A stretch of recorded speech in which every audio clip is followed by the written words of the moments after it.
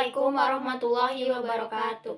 Kami dari kelompok 1 akan mempresentasikan ulang tentang teori permintaan yang beranggotakan saya sendiri Siska Nurjana dan ini rekan saya Putri Zauhar Maknun. Untuk mempersingkat waktu, mari kita mulai presentasi ini. Di sini ada pengertian teori permintaan. Teori di sini berkaitan dengan tingkah laku pembeli dan tingkah laku penjual dalam melakukan transaksi. Dan permintaan di sini yaitu banyaknya kesatuan barang yang dibeli oleh pembeli dan bermacam-macam tingkat harga. Teori permintaan sendiri menerangkan tentang ciri hubungan antara jumlah permintaan dan harga.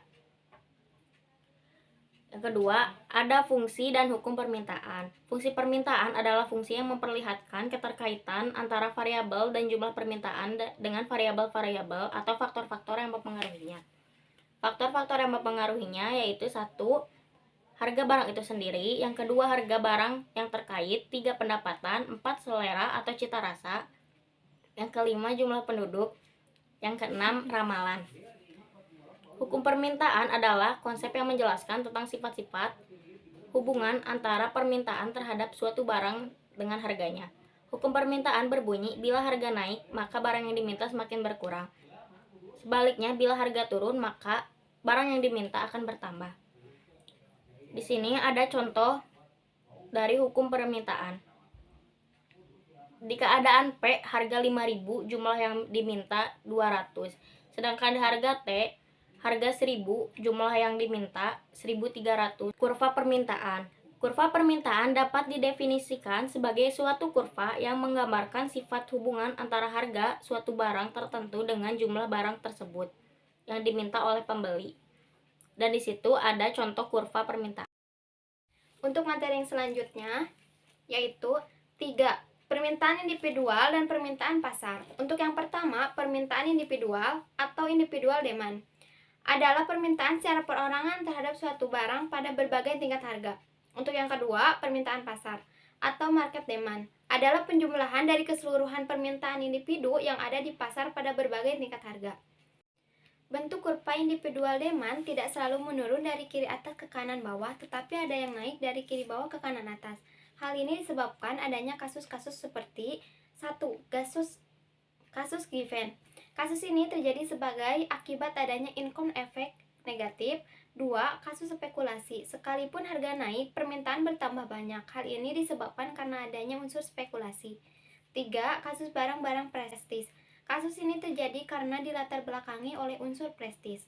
Bentuk kurva permintaan pasar selalu menurun dari kiri atas ke kanan bawah. Hal ini disebabkan secara umum bila harga naik, permintaan individual selalu menurun dan bila dijumlahkan keseluruhan permintaan, individu-individu yang ada di pasar akan selalu menurun.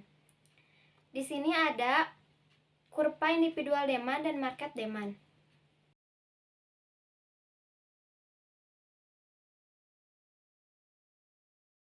Yang keempat, ada faktor penentu permintaan dan hukum permintaan. Faktor-faktor tersebut dibagi menjadi dua, yaitu faktor harga yang merupakan perubahan harga produk yang diminta. Yang kedua, faktor bukan harga yang merupakan faktor di luar harga pokok produk yang diminta. Faktor bukan harga dibagi menjadi 5, yaitu harga barang lain, pendapatan, selera, jumlah penduduk, dan ramalan. Bila yang berubahnya faktor harga, maka kondisi permintaan berubah, tetapi perubahannya tidak akan menggeser kurva permintaan.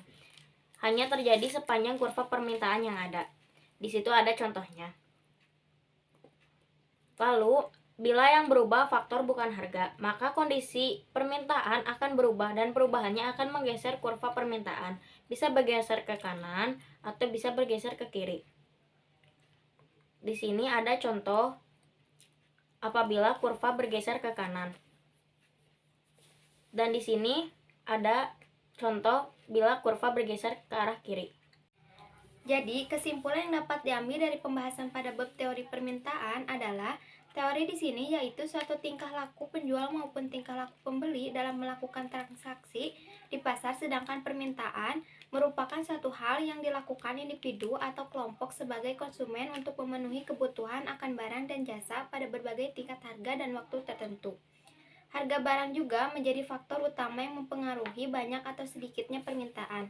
Dan jika terjadi perubahan harga, barang atau jasa menyebabkan jumlah permintaan akan barang atau jasa ikut berubah. Di sini terdapat daftar pustaka.